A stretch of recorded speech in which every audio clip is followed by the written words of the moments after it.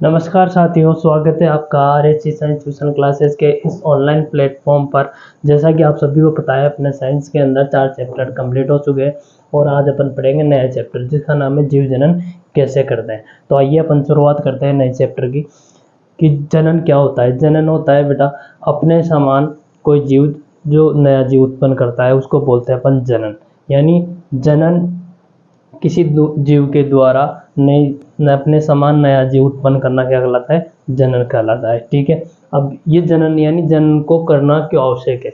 जनन की प्रक्रिया करना इसलिए आवश्यक है क्योंकि कोई भी प्रजाति, कोई भी स्पीसीज वो अपनी जाति का स्थायित्व बनाए रखने के लिए क्या करती है, जनन की प्रक्रिया करती है।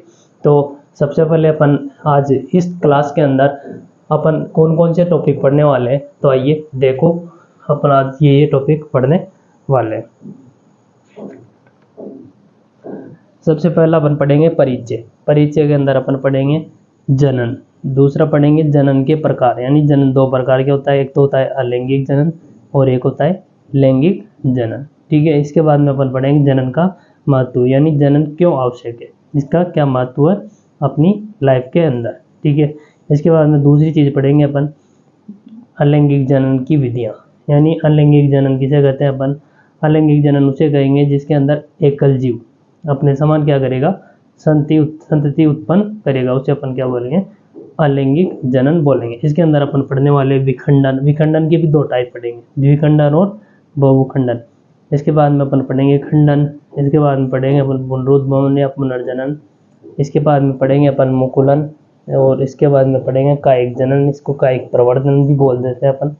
इसके बाद में पढ़ेंगे अपन बीजाणु समासंग, जिसे बीजाणु जनन भी बोल देते हैं। इसके बाद में तीसरा पढ़ेंगे अपन उत्तक संवर्धन। उत्तक संवर्धन के क्या लाभ है, उत्तक संवर्धन करना क्यों आवश्यक है, ये सारी चीज़ें। और इसके बाद में 4 पॉइंट पढ़ेंगे अपन लैंगिक जनन प्रणाली। तो आइए शुरुआत करते हैं अपन चैप्टर की। तो सबसे पहले जनन। तो जनन को पढ़ने से पहले अपन को एक चीज़ पढ़ना पड़ेगा, वो होता है कि कोई भी जीव होता है, सभी को होता है, किससे मिलकर बना होता है, कोशिकाओं से मिलकर बना होता है। कोई भी प्राणी हो वो किससे मिलकर बना होता है, कोशिकाओं से। तो अगर अपन मनुष्य की बात करें, तो अगर मनुष्य की बात करें तो ये भी किससे मिलकर बना होता है, कोशिकाओं से। तो वो कोशिकाएं मिलकर एक अपनी बॉडी की यानी अपने पूरे शरीर का क्या करती है, निर्माण करती है। और अपने शरीर की संरचनात्मक और क्रियात्मक इकाई, यानी जैसे शरीर के अंदर यानी बॉडी के अंदर जितनी भी जो अपनी क्रियाएं होती है, उन सभी क्रियाओं को करने का कार्य कौन करती है, अपने अंदर कोशिकाएं। ठीक है, तो सबसे बड़ी बात ये होती है बेटा कि जैसे कोई भी जीव होता है वो अपने समान संतति उत्पन्न करता है, तो वो किस प्रकार से कर पाता है। तो अगर उसके लिए सबसे छोटी इकाई होती है अपनी एक, वो होती है डीएनए। क्या होती है, डीएनए। डीएनए की फुल फॉर्म होती है डीऑक्सी राइबो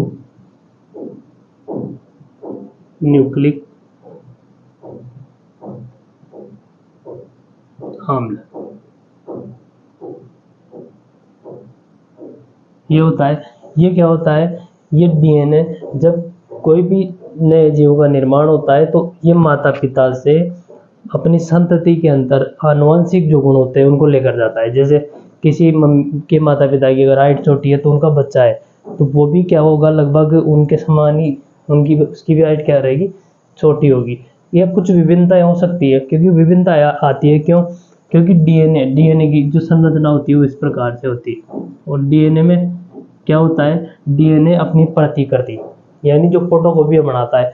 जैसे किसी भी कोशिका हो, ये कोशिका है एक, ये कोशिका ले रहे हैं, अब ये क्या करेगी, जब इसका डिवाइड होगा यानी 2 भागों में टूटेगी। जैसे ये 2 भागों में टूटेगी तो इसके अंदर ये केंद्रक है, उस केंद्र के अंदर क्या पाया जाता है, डीएनए। क्या पाया जाता है, डीएनए। केंद्र के अंदर क्रोमोसोम होते हैं, क्रोमोसोम के अंदर पाया जाता है क्या, डीएनए।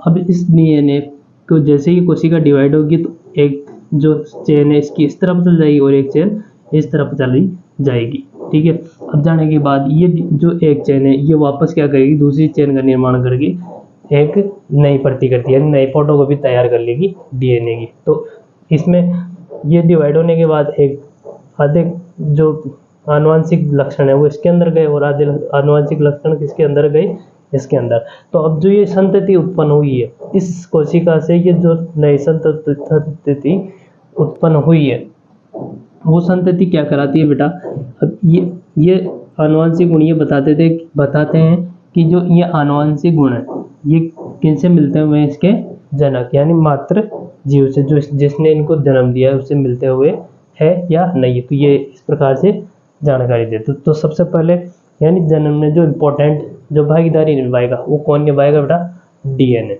तो आइए अपन समझते हैं कि डीएनए क्या होता है। तो देखिए एक वीडियो। दोस्तों, डीएनए का फुल फॉर्म है डीऑक्सीराइबोस न्यूक्लिक एसिड। डीएनए किसी भी इंसान या जीवित प्राणियों की सबसे सूक्ष्म इकाई होती है। हमारा शरीर छोटी छोटी कोशिकाओं यानी सेल से मिलकर बना है। अगर हम इंसान के किसी एक सेल्स को खोलकर देखेंगे तो उसके अंदर हमें उस सेल्स का न्यूक्लियर यानी नाभिक मिलता है। जब हम न्यूक्लियर को खोलेंगे तो उसके अंदर बहुत सारे क्रोमोसोम्स होते हैं। क्रोमोसोम्स इंग्लिश के लेटर एक्स के शेप में होते हैं। किसी भी जीवित प्राणियों के सेल्स के न्यूक्लियर में क्रोमोसोम्स की संख्या अलग अलग होती है। हमारे एक बॉडी सेल्स के न्यूक्लियर में 46 क्रोमोसोम्स होते हैं। बिल्लियों के बॉडी सेल्स के न्यूक्लियर में 38 क्रोमोसोम्स होते हैं। इस लिस्ट में आप देख सकते हैं कि किस जीव के सेल्स में कितने क्रोमोसोम्स होते हैं। जब हम क्रोमोसोम्स को किसी एक साइड से पकड़कर खोलेंगे तो ये घुमावदार सीढ़ी जैसे स्ट्रक्चर में खुलता है। इस सीढ़ी जैसे स्ट्रक्चर को ही डीएनए कहते हैं। डीएनए 4 न्यूक्लियोटाइडोन एडेनिन, थाइमिन, ग्वानिन और साइटोसिन से मिलकर बना होता है। डीएनए के अंदर न्यूक्लिक एसिड होता है। डीएनए किसी भी जीव के जेनेटिक मटेरियल यानी आनुवंशिक गुणों को अपने अंदर स्टोर करके रखते हैं और एक जनरेशन से दूसरे जनरेशन को ट्रांसफर करते रहते हैं। चलिए इसको आसान तरीके से समझते हैं। ये जो आप क्रोमोसोम देख रहे हैं ये एक जोड़ी क्रोमोसोम है, यानी 2 क्रोमोसोम मिलकर एक्स शेप के एक जोड़ी क्रोमोसोम्स बनाते हैं। हमारे शरीर के बॉडी सेल्स के न्यूक्लियर में ऐसे ही 23 जोड़ी क्रोमोसोम्स होते हैं और इन्हीं 23 जोड़ी क्रोमोसोम्स में हमारे शरीर का जेनेटिक इन्फॉर्मेशन सेव रहता है। जैसे हमारे शरीर का कौन सा आकार होगा, हमारे हाथ पैर कैसे होंगे, हमारी आंखें कैसी होगी, हमारे बाल कैसे होंगे, हमारी स्किन कैसी होगी और भी बहुत सारे इन्फॉर्मेशन इन्हीं क्रोमोसोम्स के डीएनए में सेव रहते हैं। जब कोई बच्चा अपनी माँ के पेट में होता है तब इन्हीं क्रोमोसोम्स के डीएनए में सेव जेनेटिक इन्फॉर्मेशन की वजह से ही उस बच्चे को उसके शरीर का सही आकार मिलता है।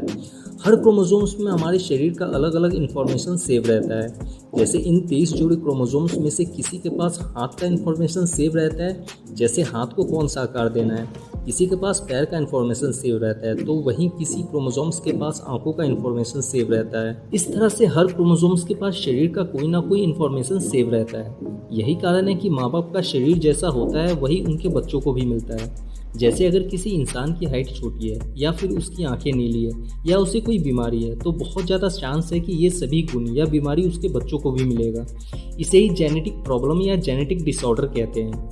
ठीक यही कहानी जानवरों के डीएनए के साथ भी होता है। जानवरों के क्रोमोसोम्स के डीएनए में भी उनके शरीर के आकार का जेनेटिक इन्फॉर्मेशन सेव रहता है और ये इन्फॉर्मेशन एक पीढ़ी से दूसरी पीढ़ी को ट्रांसफर होता रहता है। एक क्रोमोसोम से निकले हुए डीएनए की लंबाई 2 से 8 सेंटीमीटर तक होती है। हमारे शरीर में एक दिन में 1 लाख से 10 लाख तक डीएनए मर जाते हैं और उनकी जगह नए डीएनए जन्म लेते हैं। डीएनए में किसी भी इंफॉर्मेशन को स्टोर करने की बहुत ही अच्छी क्षमता होती है। इसका अंदाज़ा आप इसी से लगा सकते हैं कि सिर्फ 1 ग्राम डीएनए 700 टेराबाइट तक का डाटा स्टोर करके रख सकता है। सिर्फ 2 ग्राम डीएनए में पूरी दुनिया का डाटा स्टोर करके रखा जा सकता है। आइए अब जानते हैं डीएनए टेस्ट क्यों और कैसे किया जाता है। हर इंसान के डीएनए में अलग अलग इन्फॉर्मेशन सेव होता है, यानी किसी 2 इंसान का डीएनए एक जैसा नहीं होता है। किसी बच्चे का डीएनए उसके माता पिता दोनों से मिलकर बना होता है, इसलिए बच्चों के डीएनए में माता और पिता दोनों के गुण होते हैं।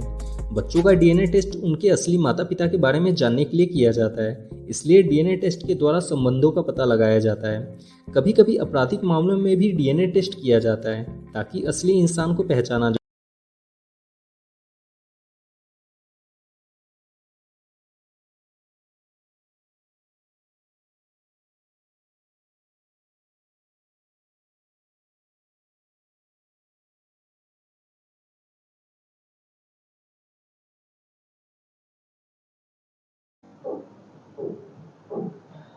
तो वीडियो के माध्यम से आप अच्छे से समझ गए होंगे कि डीएनए प्रतिकृति क्या होती है, ये कहाँ पे पाया जाता है और इसका जो जनन में क्या महत्व है, अच्छे से वीडियो में समझ गए होंगे। तो आइए अपन लेसन की शुरुआत करते हैं। सबसे पहले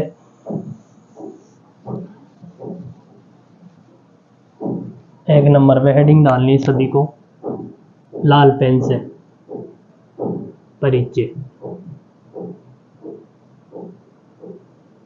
इसके अंदर अपन 3 पॉइंट पढ़ने वाले हैं। एक तो पढ़ेंगे जनन,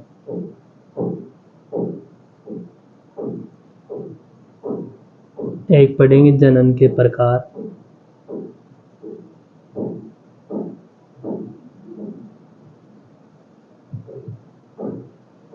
और एक पढ़ेंगे जनन का महत्व। तो सबसे पहली बात अपन करते हैं जनन की। तो जनन क्या होता है? तो जीवों द्वारा अपने समान नए जीव उत्पन्न करना जनन क्या कहलाता है? जनन कहलाता है। अब जनन कितने प्रकार का होता है? जनन होता है 2 प्रकार का। जनन का महत्व, जनन होता है 2 प्रकार का। एक होता है अलैंगिक जनन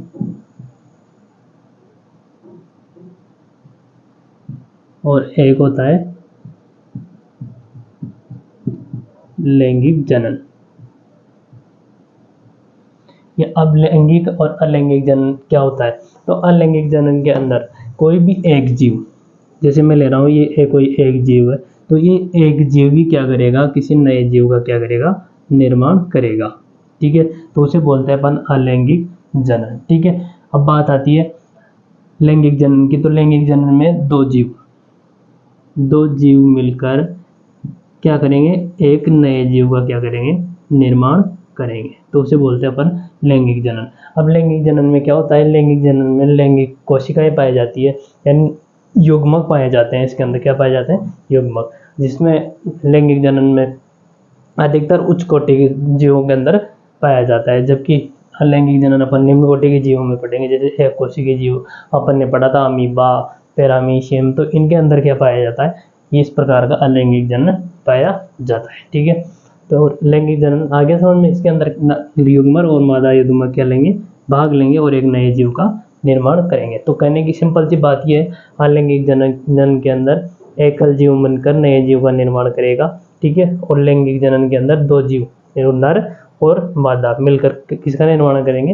एक नए जीव का निर्माण करेंगे। तो लिखो सबसे पहले एक नंबर पे डालो परिचय, लाल पेन से डालना है।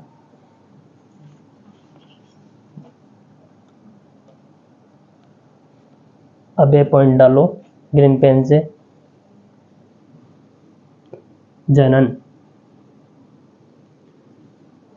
अब लिखो जनन के अंदर जीवों द्वारा अपने समान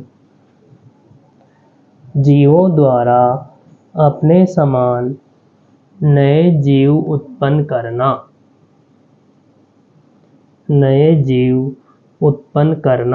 जनन कहलाता है। लिख लिया? इसके बाद में बी पॉइंट डालो अब ग्रीन पेन से, लिखो जनन के प्रकार।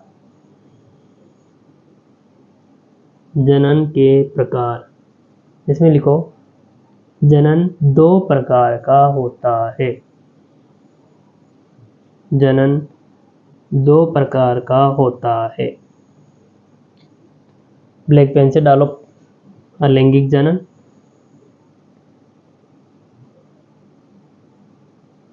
फर्स्ट पॉइंट डाल के डाल देना अलैंगिक जनन। अलैंगिक जनन के अंदर लिखो ऐसा जनन जिसमें केवल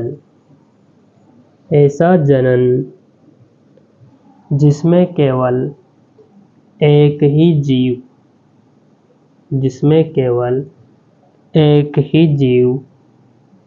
ब्रैकेट में लिख लो नर या मादा, यानी नर भी हो सकता है और मादा भी हो सकता है। इसमें दोनों में से एक होगा और वो क्या करेगा? नए जीव का निर्माण करेगा। तो लिखो केवल एक ही जीव, ब्रैकेट में लिखना नर या मादा, संतान उत्पन्न करता है, अलैंगिक जनन कहलाता है।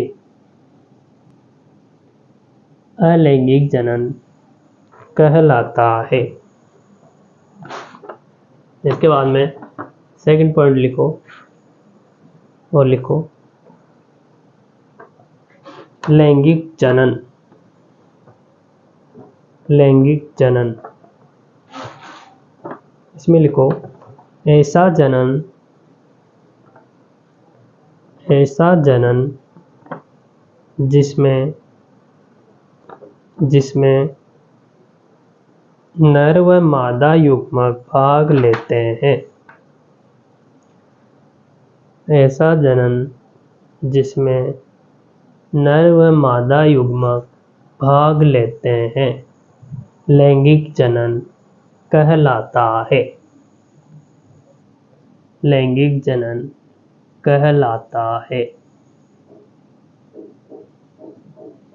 इसके बाद में सी पॉइंट डालो ग्रीन पेन से। जनन का महत्व, यानी जनन क्यों आवश्यक है। तो जनन क्यों आवश्यक है? अपनी जाति का स्थायित्व बनाए रखने के लिए जनन आवश्यक है। ठीक है। और ये जो मूल घटना है, यानी जो जनन की मूल घटना है, यानी जो आनुवंशिक गुण होते हैं, वो कौन लेकर जाता है? डीएनए। कौन लेकर जाता है? डीएनए। तो यानी डीएनए प्रतिकृति जनन की क्या हो जाएगी अपने पास? मूल घटना। तो जनन का महत्व डाल लो ग्रीन पेन से। और इसमें फर्स्ट पॉइंट लिखो जीवों में अपनी जाति का अस्तित्व बनाए रखने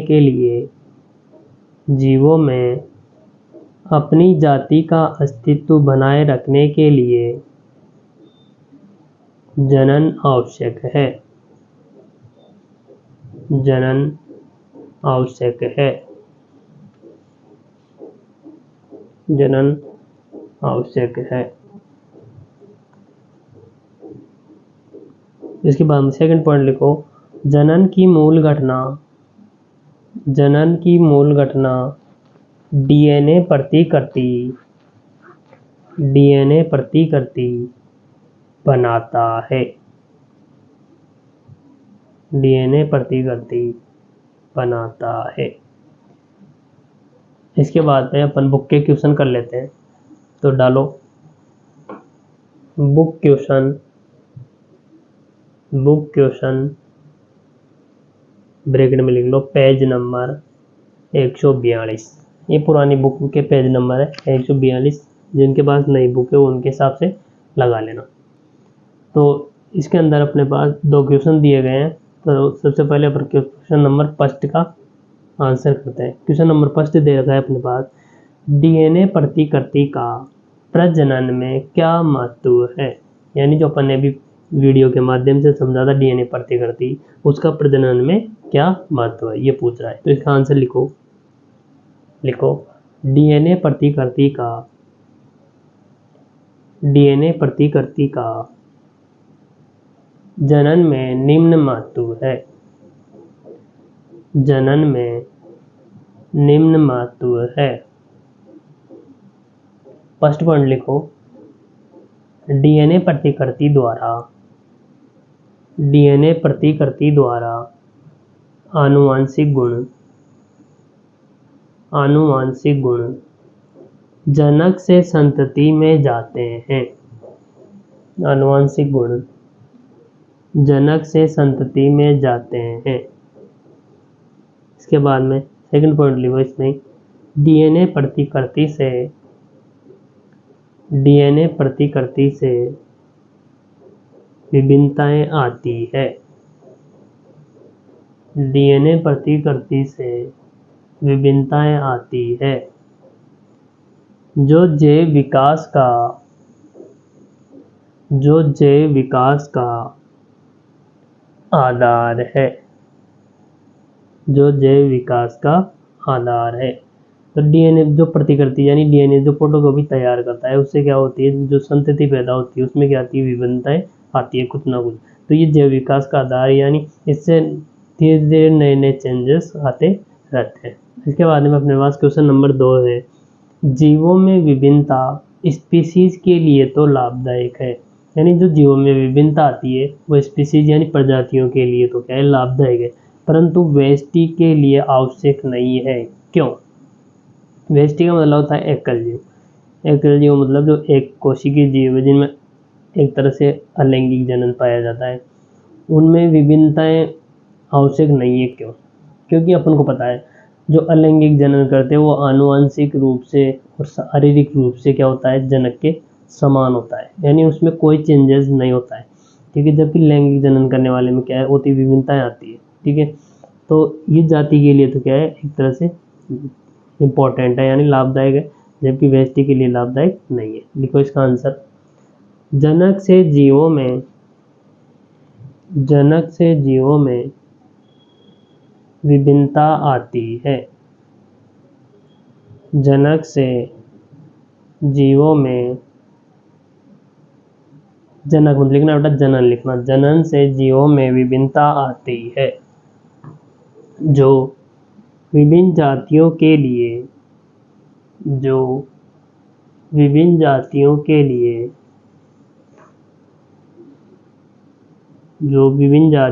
लिए लाभदायक है, लेकिन व्यष्टि ब्रैकेट में लिख लेना, एकल जीव ब्रैकेट बंद के लिए लाभदायक हो यह आवश्यक नहीं है। के लिए लाभदायक हो यह आवश्यक नहीं है, क्योंकि यदि विभिन्नताएं पर्यावरण के अनुकूल न हो तो जीव की मृत्यु भी हो सकती है। जैसे बात आती है, मनुष्य के एग्जाम्पल ले लेते हैं। अगर मनुष्य के अंदर जैसे अपन है, तो अपनी जो संतान उत्पन्न होगी वो क्या होगी, पर्यावरण के अनुकूल होगी, यानी यहाँ का अगर गर्मी पड़ रही है तो वो जो डीएनए होगा वो इस प्रकार की प्रतियां तैयार करेगा ताकि जो जीव है वो यहाँ यानी गर्मी के अंदर रहने के अनुकूल हो जाएगा। और इसी मनुष्य को अगर किसी ठंड वाले इलाके में अगर लेकर चले जाए तो क्या वहाँ पर रह पाएगा, नहीं रह पाएगा ना। ठीक है, लेकिन वहाँ पे भी रहते हैं, वहाँ पे दूसरे व्यक्ति तो रहते हैं ना, तो वहाँ उनके बच्चे रहते हो, तो वो उसी के अनुरूप क्या होता है, वो डीएनए प्रतिकृति तैयार कर लेता है, यानी वातावरण के अनुकूल तैयार कर लेता है। जबकि एकल जीवों में क्या होता है, ये क्या होता है, इनका वातावरण अनुकूल होता है। अब ये दूसरे वातावरण के अंदर अगर इनको लेकर चले जाए तो इनमें क्या होता है, इनकी मृत्यु भी हो सकती है। अगर वातावरण के अनुकूल, इनकी पर्यावरण अनुकूल ना हो तो इनकी क्या हो जाएगी, मृत्यु हो जाएगी। तो अच्छे से समझ में आया होगा। अब अपन पढ़ेंगे अलैंगिक जनन की विधियां। अब 2 नंबर पर डालना है अलैंगिक जनन की विधियां। अलैंगिक जनन की विधियां। अलैंगिक जनन की विधियों में से सबसे पहले अपन पढ़ेंगे विखंडन। क्या होता है विखंडन? अलैंगिक जनन सबको समझ में आएगा, यानी इसमें क्या करेगा, एकल जीव नए जीव का क्या करेगा, निर्माण करेगा, उसे कहेंगे अपन अलैंगिक जनन। तो अलैंगिक जनन की सबसे पहली विधि है कौन सी, विखंडन।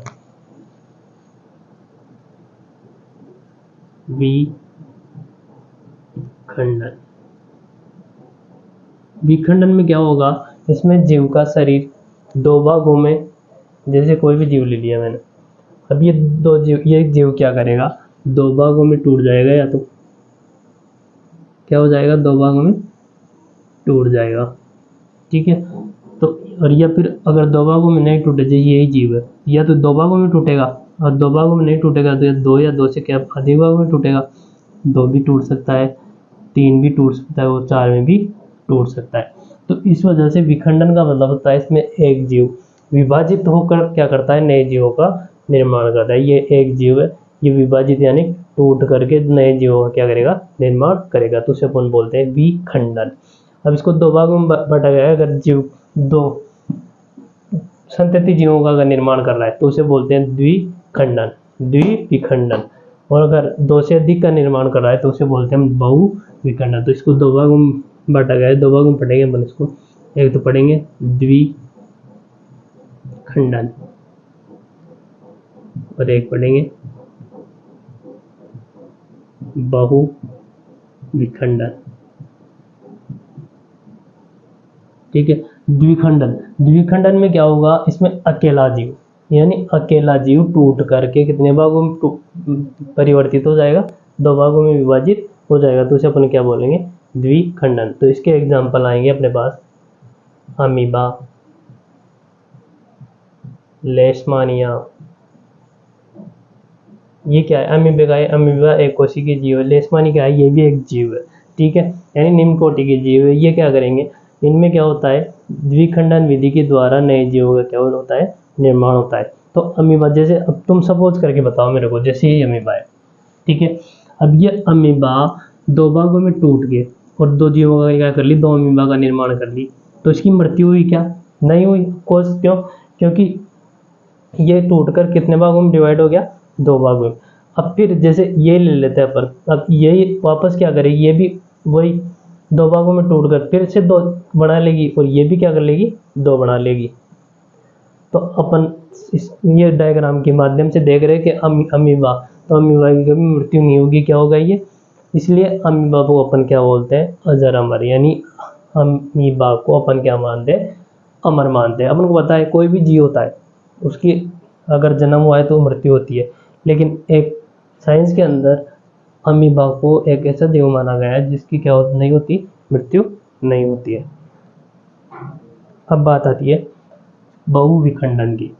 तो बहुविखंडन के अंदर लेशमानिया में भी यही होता है, जिस प्रकार से अमीबा के अंदर विखंडन हो रहा है उस प्रकार से लेशमानिया भी क्या करेगा, दो भागों में डिवाइड हो जाएगा और अपन संतति जीवों का क्या करेगा, निर्माण करेगा, ठीक है। इसके बाद में लेशमानिया, लेशमानिया ही काला जार का रोगाणु है, काला जार का रोगाणु। ये लेशमानिया है, ये काला जार का क्या है, रोगाणु। ये काला जार की रोग क्या होता है, ये काला जार एक संक्रमित रोग है। इस संक्रमित रोग की वजह, इस रोगाणु की वजह से होता है ये लेशमानिया की वजह से। ये क्या है, काला जार एक संक्रमित रोग है अपने पास। इसके बाद में अपन देखते हैं बहुविखंडन। अब बहुविखंडन, बहुविखंडन के अंदर क्या करेगा, कोई भी जीव, जैसे तुम्हारे बुक के अंदर एग्जाम्पल दे रखा है अपने पास प्लेज्मोडियम का। किसका दे रखा है, प्लेज्मोडियम का। अब प्लेज्मोडियम क्या करता है, हाँ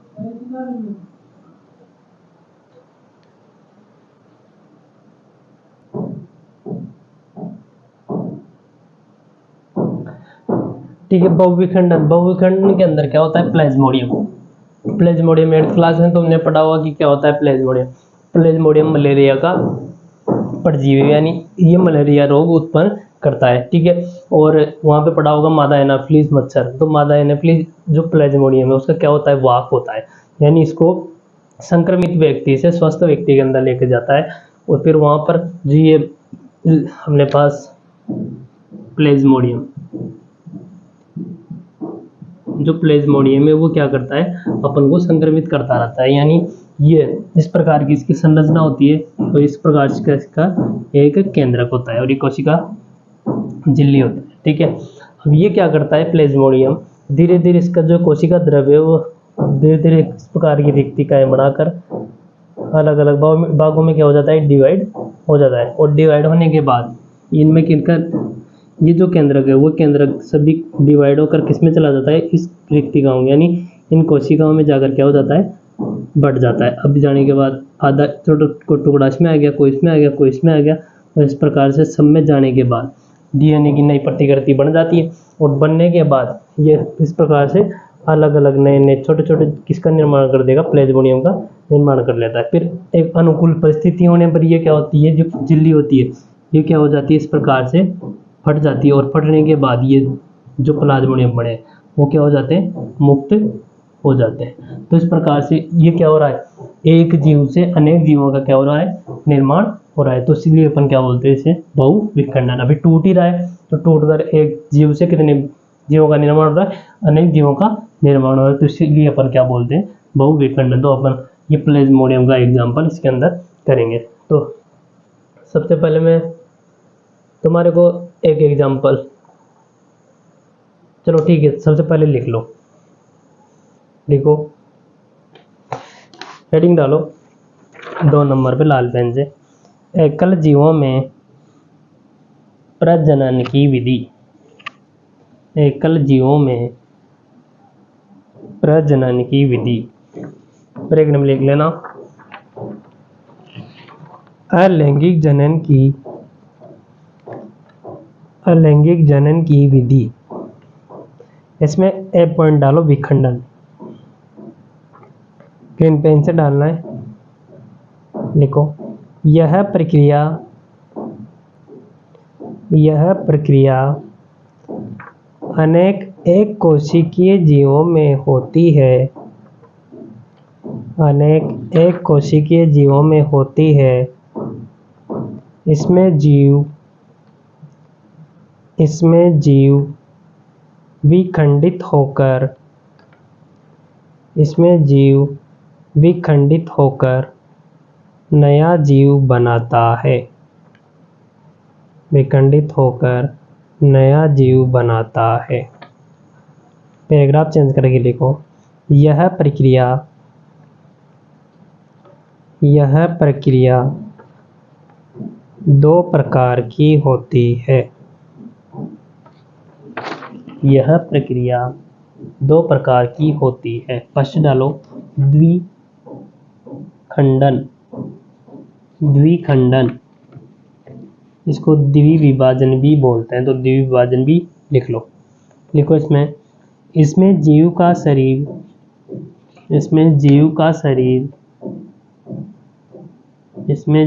शरीर दो भागों में विभाजित होकर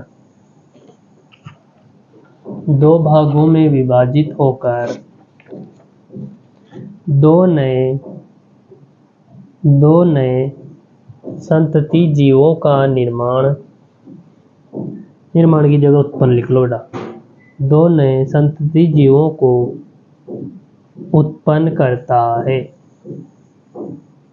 दो नए संतति जीवों को उत्पन्न करता है। उदाहरण लिखो अमीबा, लेशमानिया, ब्रैकेट में लिख लेना काला जार का रोगाणु। काला जार क्या है बेटा? एक संक्रमित रोग है। ब्रैकेट बंद। पैरामीशियम, इसके अंदर से अपन दो डायग्राम करेंगे, एक तो अमीबा का और एक लेशमानिया का।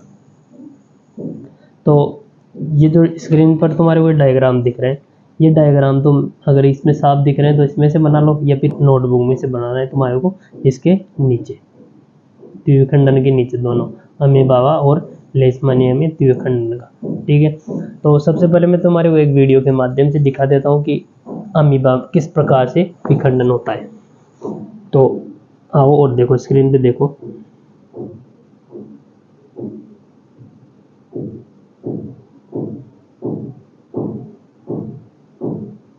अपन देख रहे हैं अमीबा में द्विविखंडन। अब अमीबा में क्या होता है? अमीबा में एक जीव होगा, वो क्या होगा? दो भागों में डिवाइड होगा। तो ये वीडियो के माध्यम से देखो। ये देखो, ये जो नीले नीले कलर की ये क्या है? अमीबा। अब ये अमीबा क्या होगी? अमीबा के अंदर जो लाल लाल दिख रहा है, अंदर डिवाइड होता हुआ फैलता हुआ, वो क्या है? केंद्रक। अब ये केंद्रक क्या होगा? दो भागों में टूट जाएगा। ये देखो, ये टूट गया। अभी जैसे ही टूटा है तो इसका जो कोशिका द्रव्य ये भी क्या हो जाएगा? दो भागों में डिवाइड हो जाएगा, दो भागों में विभाजित हो जाएगा, और ये दोनों क्या हो जाएगी? अलग हो जाएगी। तो एक अमीबा से दो अमीबा का क्या हो गया? निर्माण हो गया। तो इसे क्या बोलते हैं? द्विविखंडन। इसी प्रकार से फिर ये दोनों भी क्या करेगी? अलग अलग अपनी वही प्रोसेस जारी रहेगी। तो इसलिए अमीबा को क्या बोला जाता है? अजरामर। तो ये फिर से ये प्रोसेस क्या रहेगी? इनमें चलती रहेगी। ठीक है, तो आप समझ में आ गया होगा कि अमीबा में किस प्रकार से विखंडन होता है। इसके बाद में अब हेडिंग डालो 2 नंबर पे बहुविखंडन, ब्लैक पेन। बहुविखंडन का समझ में आया क्या होगा? आप समझाया था तुम्हारे को प्लेज्मोडियम में। बहुविखंडन में लिखो जब जीव विभाजित होकर अनेक संतति जीवों को उत्पन्न करता है। उत्पन्न करता है तो इसे बहुविखंडन कहते हैं। तो इसे बहुविखंडन कहते हैं। इसमें जीव अपने चारों ओर एक आवरण बनाता है। चारों ओर एक आवरण बनाता है। इसमें कोशिका द्रव्य विभाजित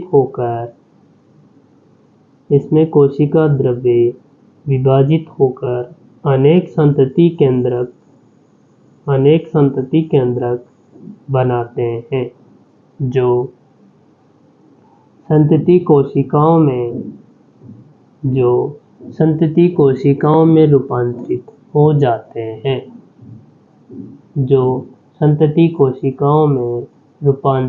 जाते हैं। अनुकूल वातावरण होने पर आवरण के फटने से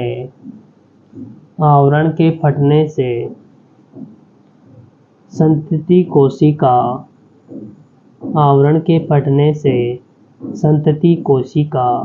स्वतंत्र हो जाती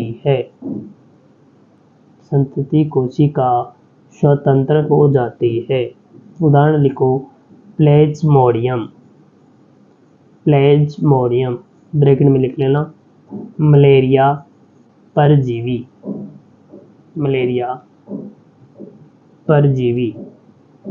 ये डायग्राम भी तुम्हारे को बुक के अंदर से बनाना है, ठीक है। उधर मैंने समझाया कि ये जो कोशिका झिल्ली वो पढ़ता हुआ दिखाया था, लेकिन तुम्हारे को पढ़ता हुआ नहीं दिखाना। वैसे इस प्रकार से जो तुम्हारे बुक के अंदर जो डायग्राम दे रखा है वैसा का वैसा ही बनाना है। स्क्रीन पे भी दिख रहा है, अगर ये अच्छे से दिख रहा होगा तो इसको भी बना लो तुम, ठीक है। इसके बाद में बी पॉइंट डालो, खंडन।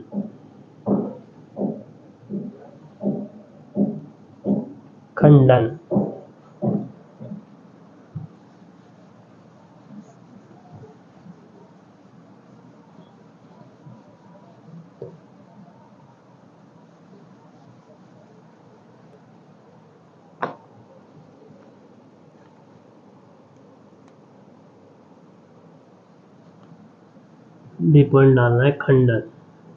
ये भी क्या है, अलैंगिक जनन का एक प्रकार है। खंडन में क्या होता है, कोई भी जीव ले लो, अगर जैसे इस प्रकार का खंडन उनमें होगा जिसमें किसी भी जीव का कोई सा भी भाग अगर भाग टूट जाता है तो वो क्या करता है, पुनः खंडित होकर,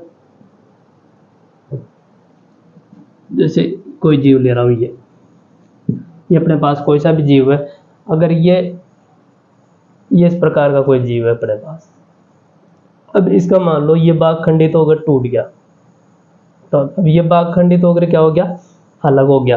तो ये क्या करेगा, इसका शेष बचा हुआ भाग यानी ये जितना पोर्शन है उसको क्या कर लेगा, ये वापस डेवलप कर लेगा और एक नए जीव में क्या हो जाएगा, परिवर्तित हो जाएगा। और ये भाग टूटा था, ये भाग यहाँ से क्या हुआ था, अलग हुआ था ना, तो इसमें परिवर्तित हो गया और ये क्या करेगा, वापस इस संरचना को वापस क्या कर लेगा, कवर कर लेगा। तो इस प्रकार से किसका, दो जीवों का निर्माण हो जाएगा। तो इस प्रकार इसे अपन क्या बोलते हैं, खंडन। तो इसका उदाहरण है अपने पास स्पाइरोगायरा का अपने बुक के अंदर डायग्राम नहीं दे रखा, ओनली एग्जाम्पल याद रखना है अपन को खंडन के अंदर। तो खंडन के अंदर लिखो सबसे पहले, इस प्रकार के प्रजनन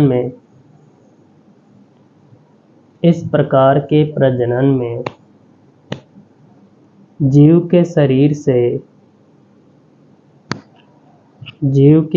से कोई भी भाग टूटकर संतति जीव में परिवर्तित हो जाता है। इस प्रकार के प्रजनन में जीव के शरीर से कोई भी भाग टूटकर संतति जीव में परिवर्तित हो जाता है। उदाहरण लिख लो, स्पाइरोगायरा, ब्रैकेट में लिख लेना, तंतुवत शैवाल। ये क्या है, शैवाल।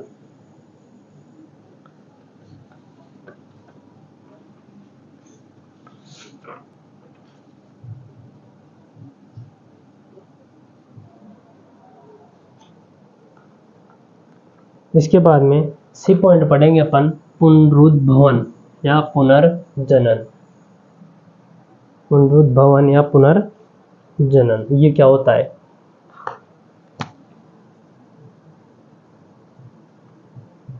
पुनरुद्भवन, इसे पुनर्जनन भी बोल देते हैं।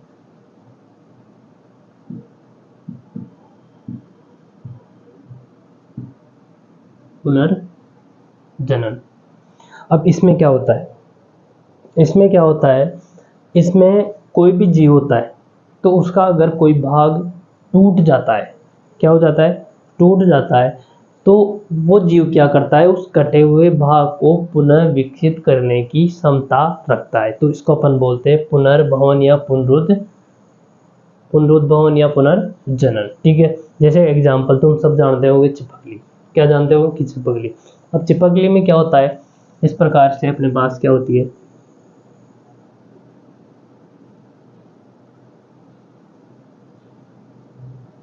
चिपकली होती है। क्या होती है? चिपकली। अभी चिपकली के अंदर क्या संरचना होती है कि इसकी चिपकली के अंदर अपन पूंछ काट दें, तो ये अगर पूंछ काट देते हैं यहाँ से इस प्रकार से इसकी, तो ये जो कटा हुआ भाग यानी पूंछ कट गई, ये पूंछ को क्या कर लेगी? ये वापस नई पूंछ आ जाएगी, यानी नई पूंछ का क्या कर लेगी? वापस निर्माण कर लेगी। कौन? चिपकली। तो इसे इस प्रकार से कटे हुए भाग को पुनः विकसित कर रही है। कौन? चिपकली। तो इसलिए ये प्रक्रिया क्या कहलाती है? पुनरुद्भवन कहलाती है। तो अच्छे से समझ में आ गया। तो इसके अंदर अपने जो सिलेबस के अंदर जो एग्जाम्पल दे रखा है वो दे रहा है प्लेन एरिया का। किसका दे रखा है? Plain area. अब ये प्लेन एरिया क्या होता है? इस प्रकार से होता है, डायग्राम दिखाऊंगा तुम्हारे को। ये इस प्रकार की संरचना होती है इसकी प्लेन एरिया की। अब इस प्लेन एरिया को अगर अपन इस प्रकार से काट देते हैं, तो एक भाग तो इधर देखो, अब ये यहाँ से काट दिया दो भागों में, तो एक संरचना तो क्या हो गई इसकी? ये हो गई ऊपर, और एक क्या हो गई? ये हो गई बीच वाली, और एक क्या हो गई? ये नीचे वाली हो गई। यानी तीन भागों में डिवाइड हो गया। अब ये तीनों भाग क्या करेंगे? अपने कटे हुए भाग को पुनः क्या कर लेंगे? विकसित कर लेंगे। तो इस प्रकार से ये क्या करेगा? ये भी क्या करेगा? अपने पूरे बॉडी का क्या कर लेगा? निर्माण कर लेगा। ये पार्ट भी क्या करेगा? ऊपर के ऊपर लेगा, और ये तो है ही से खुद, और ये नीचे का भी क्या कर लेगा? निर्माण कर लेगा। ठीक है, और ये वाला पार्ट भी क्या कर लेगा? अपने पूरे वापस नए जीव का क्या कर लेगा? निर्माण कर लेगा। तो यानी कटे हुए भाग को पुनः विकसित करने की क्षमता जिनमें पाई जाती है उन्हें बोलते हैं पुनरुद्भवन। ठीक है, तो इसमें अगर जीव के किसी इस प्रकार का जो पुनरुद्भवन जिनमें पाया जाता है उनके जीव के शरीर को कितने भी भागों में डिवाइड कर दिया जाए तो सारे के सारे भाग क्या हो जाएंगे? पुनः नए जीव का निर्माण कर लेंगे, यानी इस कटे हुए भाग को पुनः विकसित कर लेंगे। ठीक है, तो लिखो पुनरुद्भवन और पुनर्जनन डालो, और लिखो पुनरुद्भवन, ब्रैकेट में लिखना पुनर्जनन। लिखो जीवों में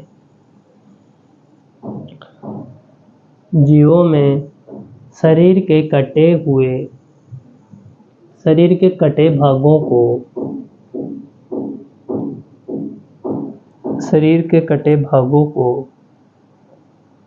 पुनः विकसित करने की क्षमता को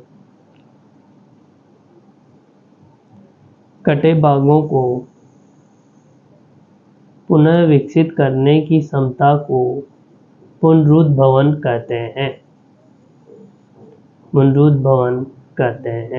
उदाहरण लिखो प्लेन एरिया, तारा मछली आदि। अब इसके अंदर से ये प्लेन एरिया में पुनरुद्भवन का जो डायग्राम दे रखा है, ये डायग्राम तुम्हारे को नोटबुक में बनाना है, तो इम्पोर्टेंट है एग्जाम के लिए भी, और तुम्हारी बुक में अच्छे से बनाया डायग्राम को बुक के अंदर दे रखा है, अगर स्क्रीन पे सही नहीं दिख रहा हो तो। इसके बाद में लाइन छोड़ के और एरो लगा के लिखो, यदि जीवों को नहीं, ऐसे मत लिखो, लिखो इन जीवों को यदि कई टुकड़ों में काट दिया जाए तो कई टुकड़ों में काट दिया जाए तो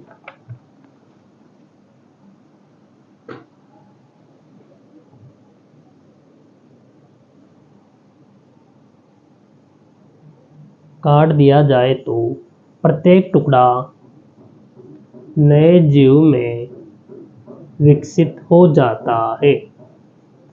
प्रत्येक टुकड़ा नए जीव में विकसित हो जाता है। फिर से एरो लगाओ और लिखो पुनरुद्भवन विशिष्ट कोशिकाओं द्वारा संपन्न होता है। यानी कुछ विशिष्ट प्रकार की कोशिकाओं द्वारा क्या होता है, संपन्न होता है, जिनमें ये विशिष्ट प्रकार की कोशिकाएं पाई जाएगी, उन जीवों में क्या होगा, पुनरुद्भवन होगा। जैसे एग्जाम्पल मान लो, अगर अपने शरीर के किसी भाग को काट दिया जाए तो क्या वापस आ जाएगा, नया आएगा ना।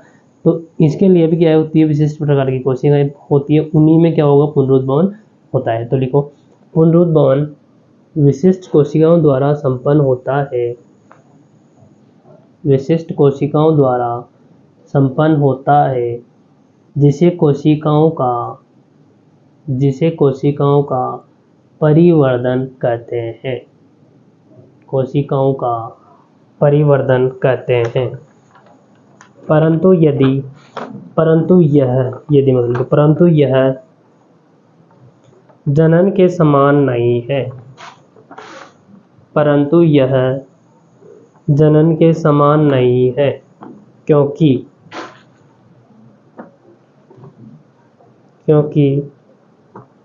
प्रत्येक जीव के किसी भी भाग को काटने से उससे नया जीव उत्पन्न नहीं होता है। उससे नया जीव उत्पन्न नहीं होता है। नया जीव उत्पन्न नहीं होता है। यानी पुनरुद्भवन को एक तरह से जनन का प्रकार नहीं माना जा रहा अभी, और माना भी जा रहा है। कंफ्यूज है इसके अंदर। क्यों कंफ्यूज है? क्योंकि जैसे मान लो इसके अंदर, जैसे अभी चिपकली का एग्जांपल दिया मैंने, तो उसके अंदर से जैसे चिपकली की पूंछ कट जाती है, तो चिपकली के अंदर पूंछ वापस आ जाती है, लेकिन पूंछ के अंदर वो जो आगे वाला जो उसका पार्ट है वो थोड़ी आता है। क्यों नहीं आता? तो इस वजह से अपन जनन का पार्ट तो मान नहीं सकते इस वजह से। लेकिन प्लेनेरिया में तो ऐसा हो रहा है ना। तो कुछ जीवों में होता है, लेकिन कुछ जीवों में नहीं होता है। ठीक है, इसके बाद में अपन पढ़ेंगे डी पॉइंट मुकुलन।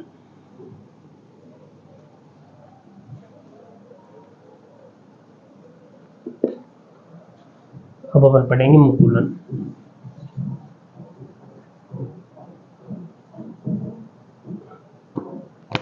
डी पॉइंट है अपने बाद मुकुलन।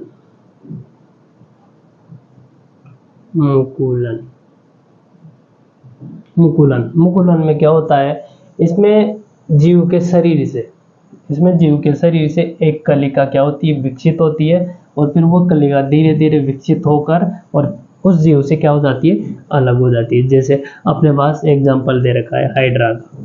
किसका दे रखा है? हाइड्रा का। हाइड्रा, ठीक है। तो हाइड्रा की संरचना इस प्रकार की होती है।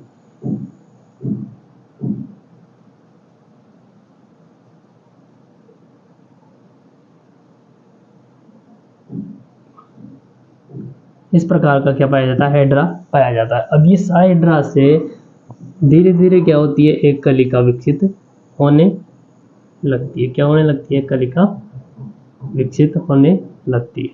ये डायग्राम में तो अभी सिंपल ही डायरेक्ट बना रहा हूँ, तुम्हारे को इस प्रकार का डायग्राम थोड़ा ढंग से बनाना है। तो इसके शरीर से एक कलिका क्या होती है, विकसित होने लगती है।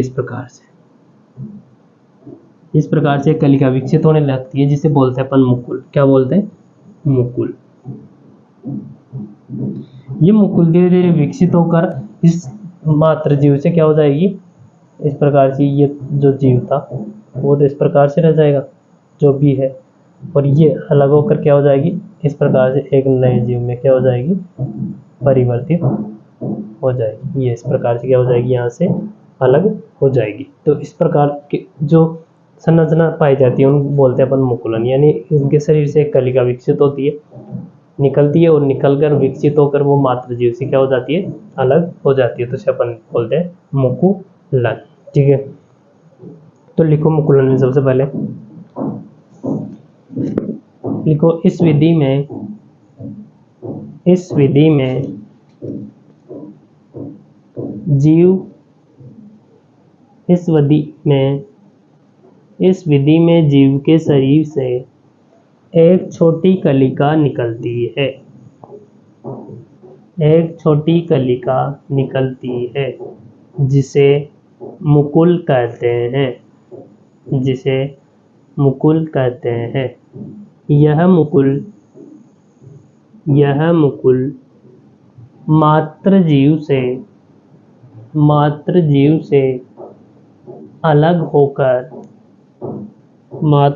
से अलग होकर संतति जीव में बदल जाता है,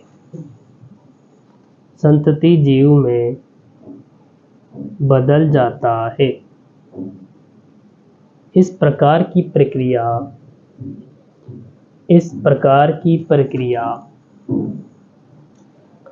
मुकुलन कहलाती है, मुकुलन कहलाती है। उदाहरण लिखो, हाइड्रा। अब ये मैंने जो डायग्राम बना रखा है, ये डायग्राम तुम्हारे को बनाना है। यानी देखो, ये जो सेकंड वाला जो डायग्राम है, इसके अंदर जिसके अंदर छोटी सी कली कलिका क्या हो रही है, निकल रही है, जिसे क्या बोल रहे हैं अपन, मुकुल। ये फिर ये धीरे धीरे विकसित हो रही है, और ये एक टाइम आता है जो इस मात्र जीव से क्या हो जाती है, अलग हो जाती है। तो इस प्रकार से क्या होता है, मुकुलन की प्रक्रिया होती है। अब इसके बाद में अपन पढ़ेंगे ए नंबर की कायिक प्रवर्धन या कायिक जनन।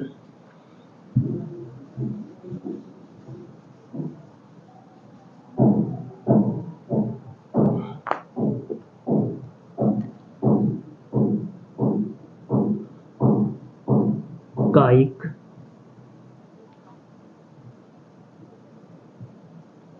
जनन या कायिक